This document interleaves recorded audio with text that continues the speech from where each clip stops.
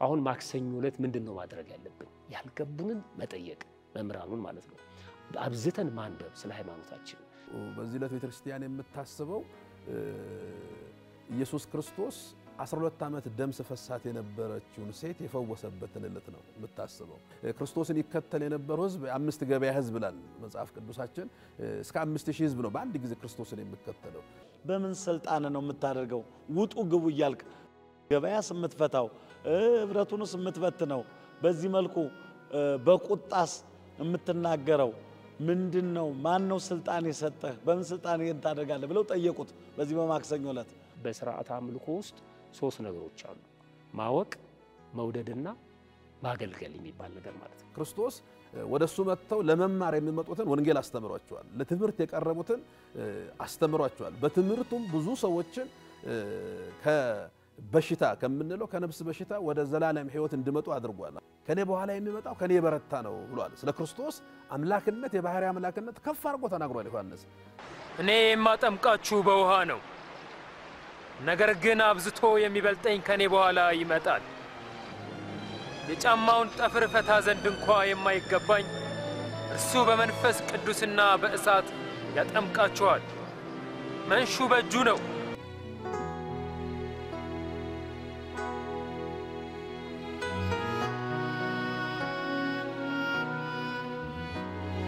ማክሰኞ ዕለት በቤተክርስቲያናችን የጥያቄ ቀን ይባላል። ማክሰኞ ማለት ነው ጌታችን መድኃኒታችን ኢየሱስ ክርስቶስ ሰኞ ባደረገው ስራ ማክሰኞ ዕለት ጥያቄ ጠይቆታል። እንግዲህ ስራዎቹ ከተከናወኑ በኋላ እየመሸም ነው የሚሄደው።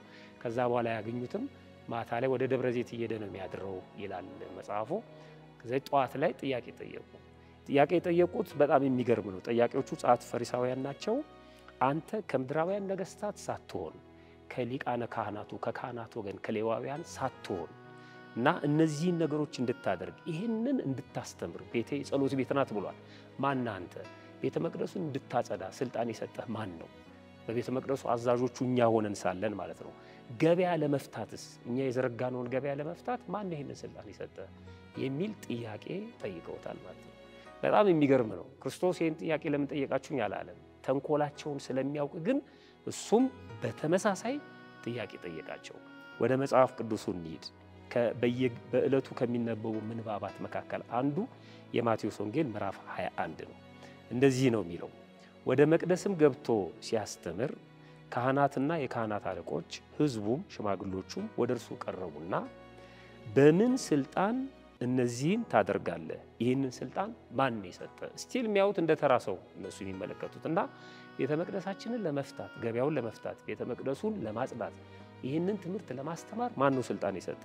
እሱም እንዲህ አላቸው። ጌታ መልሶ እኔ ደግሞ አንዲት ነገር ጠይቃቸዋለሁ፣ እናንተም ያችን ብትነግሩኝ እኔ ደግሞ እነዚህን በምን ስልጣን እንዳደረኩኝ እነግራቸዋለሁ አላቸው። ጥያቄው ምንድነው? የዮሐንስ ጥምቀት ዮሐንስ ያጠምቅ የነበረው ከወዴት ናት? ከሰማይ ወይስ ከምድር አላቸው ይላል። በጣም ብሎሽ ናቸው። ቀጥታ ተናገሩ።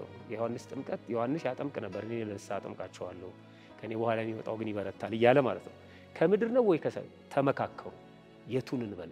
ከነዚህም እኮ መማር አለብን። አሁን አንዳንድ ሰው የተጠየቀውን ጥያቄ በሙሉ የራሱን ክብር ለማስጠበቅ ዝም ብሎ ይመልሳልና ተመካከሩ። ከሰማይ ብንል አሉ ለምን አላመናችሁበትም ይለናል። ለምን ዮሐንስን ታሳድዱታላችሁ? ከምድር ብንል ዮሐንስን የሚሰሙት የሚከተሉት ብዙ ሰዎች ስለሆኑ ይወግሩናል። ስለዚህ ምን እንበል? አናቀም እንበል። እያወቁ ግን አናቀም እንበል አሉት። ስለዚህ ተመካከሩና አይ አናቀም አሉት። እንግዲህ እኔም ይሄንን በምን ስልጣን እንደማደርገው አልነግራቸውም፣ ምክንያቱም ቢነገራቸው አይቀበሉትም ማለት ነው። ስለዚህ ይሄንን ጥያቄ ጠይቀውት ይሄንን ጥያቄ የመለሰበት ነው። ሌላው ማክሰኞ የትምህርት ቀን ይባላል። ረጅም ትምህርት ያስተማረበት ቀን ነው። በጣም በሚገርም መልኩ በመጽሐፍ ቅዱስ በትንሹ በወፍ በረር እንኳን ወደ 6 ቦታ ላይ ተጠቅሷል ትምህርቶቹ በማክሰኞ ዕለት ያስተማራቸው። በማቴዎስ ወንጌል ምዕራፍ 21፣ ማቴዎስ ምዕራፍ 25፣ የማርቆስ ወንጌል ምዕራፍ 12፣ የማርቆስ ወንጌል ምዕራፍ 13፣ የሉቃስ ወንጌል ምዕራፍ 20፣ እንደገና የሉቃስ ወንጌል ምዕራፍ 20። ስለዚህ የትምህርት ቀን ይባላል። አሁን ማክሰኞ ዕለት ምንድነው ማድረግ ያለብን? ያልገቡንን መጠየቅ መምህራኑን ማለት ነው። አብዝተን ማንበብ ስለ ሃይማኖታችን፣ ስለ ፍቅር፣ ስለ ትህትና፣ ስለ ክርስትናችን ማወቅ አለብን ማለት ነው። እና ይህን ስናስብ የትምህርት ቀን ነው። የጥያቄን ቀን ነው እየተባለ በዋዛ ፈዛዛ ማሳለፍ የለብንም ማለት ነው። እና ይሄን እያስታወስን ምንድነው ያልገባን በሃይማኖታችን ስንጾም ያልተረዳነው ነገር ምን አለ? ስንሰግድ በነገራችን ላይ በሥርዓተ አምልኮ ውስጥ 3 ነገሮች አሉ። ማወቅ፣ መውደድና ማገልገል የሚባል ነገር ማለት ነው። መጀመሪያ የሚቀድመው ማወቅ፣ ቀጥሎ መውደድ ነው። ያወቅከውን ነገር ትወደዋለህ። ከዛ ቀጥሎ ስለወደድከው ነገር ራስህን አሳልፈህ ትሰጣለህ፣ ታገለግለዋለህ ማለት ነው። እና ማወቅ አለብን። ለምንድን ነው የምንሰግደው? እንዴት ነው የምንሰግደው? መቼ ነው የምንሰግደው? ምን ሲባል ነው የምንሰግደው? ምንድን ነው ይሄ የምታነበውን ታስተውላለህ አይደል የተባለው የፊልጶስ ጃንደረባው እናስተውላለሁ ነው የምንጸልየው። ስለዚህ የምንጠይቅበት አብዝተን የምናነብበትም ዕለት ነው ማክሰኞ ማለት ነው። የዛሬውን ዕለት ስንመለከት ማክሰኞን ሁለት ዋና ዋና ነገሮችን ነው ለዚህች ዕለት ቤተክርስቲያናችን የምታስበው።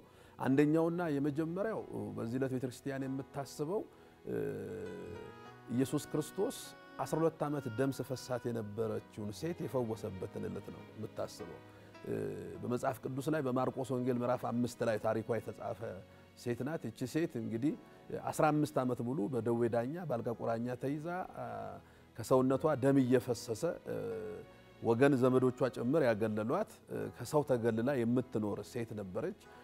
እንግዲህ ከሰው ተገልላ በምትኖርበት ጊዜ ሀብቷን፣ ንብረቷን፣ ማንነቷን ጭምር በሽታውን ለመታከም ነው የጨረሰችው። መጨረሻ ግን በምድር ሊፈውሳት የሚችል ምንም ምድራዊ ኃይል አልተገኘም።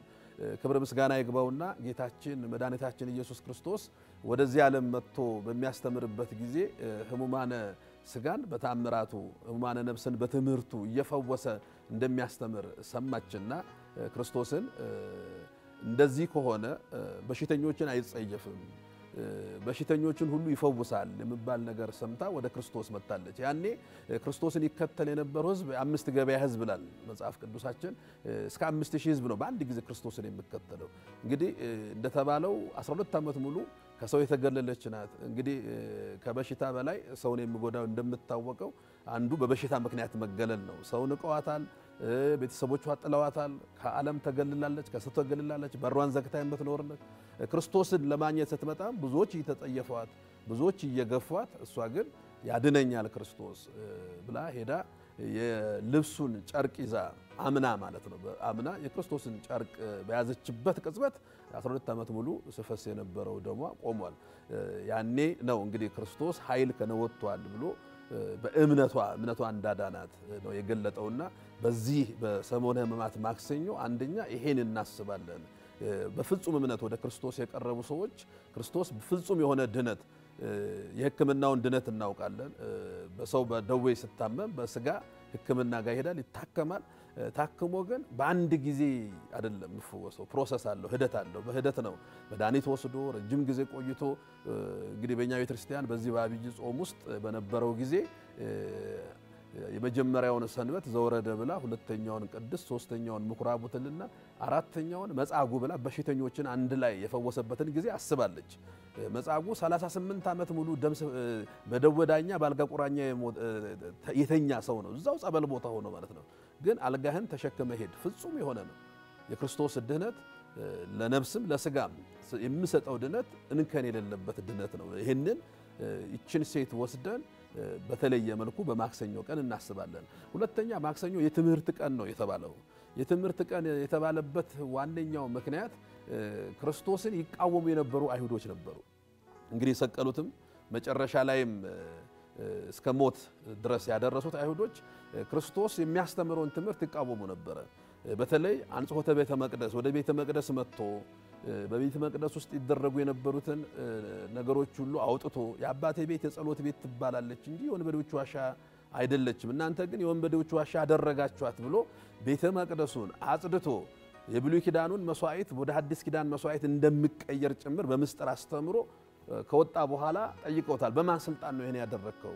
እንዴት ነው ይሄን ሁሉ ነገር ገልብጠ ከቤተ መቅደስ አውጥተ ይሄን በማን ስልጣን ነው ያደረከው ብሎ ጠይቀውት ነበር። ክርስቶስ በቀጥታ አልመለሰላቸውም። ጥያቄያቸው የክፋት ስለሆነ፣ ጥያቄያቸው የተንኮል ስለሆነ ክርስቶስ ወደሱ መጥተው ለመማር የሚመጡትን ወንጌል አስተምሯቸዋል። ለትምህርት የቀረቡትን አስተምሯቸዋል። በትምህርቱም ብዙ ሰዎችን በሽታ ከምንለው ከነፍስ በሽታ ወደ ዘላለም ሕይወት እንዲመጡ አድርጓል። አሁንም ድረስ ቤተክርስቲያናችን ሕያው የሆነ ትምህርቱን ወንጌሉን ነው ለዓለም የምታስተምረው። ግን ለተንኮል ስመጡም ደግሞ በቀጥታ አልመለሰላቸውም። ጥያቄ ነው የጠየቃቸው። ይህንን ነው ዛሬ የምናስበው። በማክሰኞ ዕለት ጥያቄ የጠየቃቸው የዮሐንስ ጥምቀት ከሰው ነው ከእግዚአብሔር ነው ብሎ ነው የጠየቃቸው። ከማን ነው የዮሐንስ ጥምቀት? የዮሐንስ ጥምቀት ከእግዚአብሔር ነው ካሉ መጥምቀ መለኮት ቅዱስ ዮሐንስ ስለ ክርስቶስ መስክሯል። ስለ ክርስቶስ ስለመሰከረ ለምን አልተቀበላችሁኝም? እሱ ከእግዚአብሔር ነው ካሉ ለምን? ምክንያቱም ዮሐንስ የዓለምን ኃጢአት የሚያስወግድ የእግዚአብሔር በግ ብሎታል። ክርስቶስ ሊጠመቅ ወደሱ ስመጣ የዓለምን ኃጢአት የሚያስተሰርይ የእግዚአብሔር በግ። ክርስቶስ አንዱ የተከሰሰበት ይሄ ነው። የመጣው ዓለምን ለማዳን ይህን ቤተ መቅደስ አፍርሶት በሶስተኛው ቀን እሰራዋለሁ ራሱን ለዓለም ቤዛ አድርጎ እንደመጣ ተናግሯል። ይሄን አልተቀበሉትም። ዮሐንስ ጥምቀት ከክርስቶስ ከእግዚአብሔር ነው ካሉ ይሄን ትምህርቱን ለምን አልተቀበላችሁትም? የእግዚአብሔር በግ ብሏል። ሁለተኛ ዮሐንስ ስለ ክርስቶስ ሲናገር የጫማውን ጠፈር እንኳን መፍታት የማይገባኝ ከኔ በኋላ የሚመጣው ከኔ የበረታ ነው ብሏል። ስለ ክርስቶስ አምላክነት የባህሪ አምላክነት ከፍ አድርጎ ተናግሯል ዮሐንስ። ስለዚህ አይ የዮሐንስ ጥምቀት ከእግዚአብሔር ነው ካሉ ይሄን ምስክርነቱን ለምን አልተቀበላችሁም ልላቸው ነው። የዮሐንስ ጥምቀት ከሰው ነው ካሉ ደግሞ መጥምቀ መለኮት ቅዱስ ዮሐንስን የሚከተል እጅግ በጣም ብዙ ሕዝብ ነበረ። ስለዚህ ሕዝቡን ፈሩና ከእግዚአብሔርም ነው ከሰውም ነው አላሉ። አናውቅም አሉ። እንግዲያውስ አለ ክርስቶስን አላውቅም አላላቸውም። በምን ስልጣን ይሄን አደረገ? ያልነግራቸውም አላቸው። እኔም አልነግራቸውም። ምክንያቱም ለመማር ለማወቅ ሳይሆን ለመክሰስ ስለመጡ ያንን በትክክለኛ አልመለሰላቸውም። ለዚህ ነው እችኛዋን ማክሰኞ የጥያቄ ቀን ጠየቁት፣ እሱም ጠየቃቸው። የጥያቄ ቀን ብለን እናስባለን። ሁለተኛ የትምህርት ቀን ነው። እዚህ ማቴዎስ ወንጌል ምዕራፍ 21 ላይ ሰፊ ትምህርት ክርስቶስ ያስተማረበት ቀን ይታሰባል። በዛሬው ዕለት በተለይ ጸሐፍት ፈሪሳውያን ራሳቸውን ከፍ እያደረጉ ራሳቸውን ክበው፣ ነገር ግን ከኋላ ከነሱ ኋላ የመጡ ብዙዎች ወደ ክርስትናው ዓለም ሲገቡ እነሱ እዛው እንዳሉ አሁን እንኳን ብናይ የእስራኤልን ምድር አሁን ባለንበት ዘመን እንኳን ብናይ ክርስቶስ የተወለደው እዛ ነው። ክርስቶስ የተሰደደው ከዛ ነው። ክርስቶስ የተጠመቀው እዛ ነው። ክርስቶስ የተሰቀለው እዛ ነው። ክርስቶስ የሞተው እዛ ነው። ክርስቶስ ሞት እንድል አድርጎ የተነሳው እዛ ነው። ክርስቶስ ያረገው እዛ ነው። ይሄን ሁሉ ገብረ ተአምር ያደረገው እዛ ነው። ዛሬ ክርስቶስን የሚያምን 2% እንኳን አይሆንም በምድረ እስራኤል። ገና ይመጣል ይወለዳል ብለው የሚጠብቁት መሲሁ ገና ይመጣል ነው የሚሉት። ለዚህ ነው እነሱ በትዕቢት ሲመላለሱ ከናንተ በኋላ ብዙዎች ቀራጮች ይመጣሉ ይቀድሟቸዋል የእግዚአብሔርን መንግስት ለመውረስ ብሎ አስተምሯቸዋል ክርስቶስ። በተለይ ሰፊ የሆነውን እነሱ በትዕቢት የሚሄዱበትን እነሱ ራሳቸውን ከፍ አድርገው የሚኖሩበትን ሕይወት ክርስቶስ ደግሞ ከነሱ በኋላ የሚመጡ ቀራጮች እንደውም አንድ ትምህርት አስተምሯቸው። ሁለት ሰዎች ወደ ቤተ መቅደስ መጡ ለጸሎት ይላል። ለጸሎት ወደ ቤተ መቅደስ መጡ። አንዱ ፈሪሳዊ ነው፣ አንዱ ደግሞ ቀራጭ ነው። ፈሪሳዊው በትዕቢት እንዲህ ብሎ ተናገረ። ጸሎቱን እንዲህ ብሎ አደረሰ። በሳምንት 2 ቀን እጾማለሁ፣ አስራት በኩራት አወጣለሁ፣ እንደዚህ ቀራጭ ስላላደረከኝ አመሰግናለሁ አለ። ያ ፈሪሳዊው እንዲህ ስል ቀራጩ ግን አንገቱን እንኳን ወደ ሰማይ ቀና ለማድረግ አልደፈረም። አንገቱን ደፋና እግዚአብሔር ሆይ በድያለሁ ይቅር በለኝ አለ። ማን ነው ከሁለቱ ቤተ መቅደስ መጥቶ ጸሎቱ ተሰምቶለት ወደ ቤቱ የተመለሰው ብሎ ክርስቶስ ጠየቃቸው። ያኔ ቀራጩ ነው ያሉት። እነሱ ፈሪሳውያን ሁሉ ጊዜ የራሳቸውን ትዕቢትና የሰሩትን ስራ አጉልቶ ከማሳየት አብርሃም አባት አለን ብሎ ከመናገር ያለፈ የአብርሃምን ስራ የማይሰሩ በደንብ አድርጎ ነግሯቸው እናንተ የተለሰናችሁ መቃብሮች ናችሁ ላችኋል ክርስቶስ። የተለሰነ መቃብር ውስጡ ያለው ሬሳ ነው። ከላይ ሲታይ ግን በእብነ በረድ በብዙ ነገር ያማረበት ነው። ፊት ለፊት ላይ የሚያደርጉት ነገር ሁሉ ለሰው ታይታ እጅግ በጣም ያማረ ነው። ውስጣቸው ግን ክፋት፣ ተንኮል፣ ምቀኝነት ይሄን የመሰለ ነገር የሞላበት ነው። ስለዚህ በዛሬው ዕለት በማክሰኞ በዚህ በማማቱ ማክሰኞ ቤተክርስቲያን ክርስቶስ ስላስተማረው በተለይ ብዙዎች ኋላ መጥተው ከአይሁዳውያን ቀድመው ወደ ክርስትናው ዓለም የሚገቡ መሆኑን በደንብ አድርጎ በሰፊው ያስተማረበትን ዕለት ቤተክርስቲያን ታስባለች።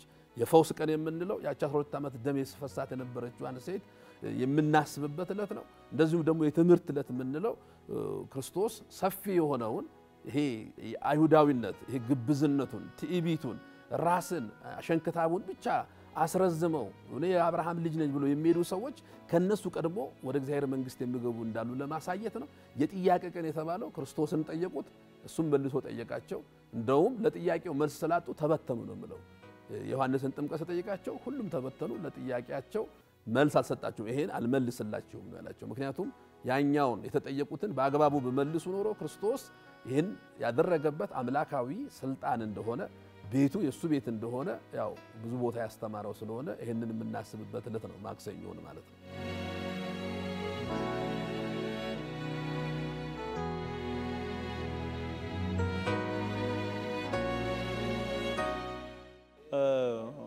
ማክሰኞ የትምህርት ዕለት ነው። እንግዲህ በዚያ ጊዜ ብዙ ነገሮችን የስልጣን ጥያቄ በዕለተ ማክሰኞ የትምህርት ዕለት ነው። በጣም ሰፊ ትምህርት ያስተማረው በዕለተ ማክሰኞ ነው። ሰፊ የትምህርት ዕለት ነው። በዚህ ጊዜ እያስተማረ ማስተካከል የሚገባውን ነገር እያስተካከለ በሄደበት ጊዜ ብዙዎች እንደውም አንዳንድ ማስተካከያዎችን በሰጣቸው ጊዜ ላለመቀበል አንተ ማነህ? በምን ስልጣንህ ይህንን ታደርጋለህ? በተለይ ወደ ኋላ መለስ ብለው በሰኞ ዕለት ያደረገውን ነገር አስበው በጣም አበሳጭቷቸው ስለነበረ በምን ስልጣን ነው የምታደርገው? ውጡ ግቡ እያልክ ገበያስ የምትፈታው ህብረቱንስ የምትበትነው በዚህ መልኩ በቁጣስ የምትናገረው ምንድነው? ማን ነው ስልጣን የሰጠህ? በምን ስልጣን ይህን ታደርጋለህ? ብለው ጠየቁት። በዚህ በማክሰኞ ዕለት በጠየቁት ጊዜ መልስ መለሰላቸው። እኔም ጠይቃችሁን ከመለሳችሁ አዎ እኔም ደግሞ እመልስላችኋለሁ። ጥያቄውን በጥያቄው መለሰና የጥያቄ ቀን ነው የሚባለው። እንደውም ማክሰኞ የጥያቄ ቀን ልክ መርገም መመለስ እንደሚባለው የጥያቄ ቀን ይባላል። በዚህ የጥያቄ ቀን ማን ነው ስልጣን የሰጠ? በአይ ስልጣን ትገብር ዘንተ በምን ስልጣን ነው ይሄን የምታደርገው? ገበያ የምትፈታው የምትቆጣው ውጡ ከቤት የምትለው የአባቴ ቤት ነው የምትለው ሰኞ ላይ የነበረውን አንስተው በምን ስልጣን ይሄን ታደርጋለህ? ንገረን አሉት። አንድ ጥያቄ ጠይቃችሁና በምን ስልጣን እንደማደርግ መልስላችኋለሁ አላቸው። ጠይቀን አሉት። እንግዲያውስ የዮሐንስ ጥምቀት ከሰማይ ነች ወይስ ከሰው ነው ብሎ ጠይቃቸው። አሁን ከሰማይ ነው እንዳይሉ ለምን አልተቀበላችሁትም ይላቸዋል። ከሰው ነው ደግሞ ቢሉ ዮሐንስን ሕዝቡ ከፍ አድርጎ ስለሚቀበለው አይ አዋረዱት ብለው ሕዝቡ ስለሚነሳብን ይህንን ጥያቄና መልስ መመለስ የለብንም ተባብለው እርስ በርሳቸው ተነጋገሩ። ክብራችን ይነካል፣ እንዋረዳለን እና ታዲያ ምን እንበል? አናውቅም እንበለው። ስለዚህ ተመካከሩና አይ ይህን የጠየቅን ጥያቄ ዮሐንስ ጥምቀት ከሰማይ ትሁን ከሰው አናውቅም አሉት። እኔም የምትሉትን ነገር አልነግራችሁም ብሏቸዋል። እና ብዙ ጊዜ ያደረገውን መልካም ነገር የጥያቄ ቀን ነው። ብዙ ጥያቄዎች ተመልሰዋል። በብዙ ደዌያት ላይ ስልጣኑን አሳይቷል። በህሙማን ላይ ስልጣኑን አሳይቷል። ማክሰኞ በዚህ ደረጃ የጥያቄ ቀን ነው የሚባለው። በል ተናገር፣ እነዚህን በምን ስልጣን ታደርጋለህ? ስልጣንስ የሰጠ ማን ነው? እኔ ደግሞ ልጠይቃችሁ፣ ለመሆኑ የዮሐንስ ጥምቀት ከሰማይ ነበረች ወይስ ከሰው?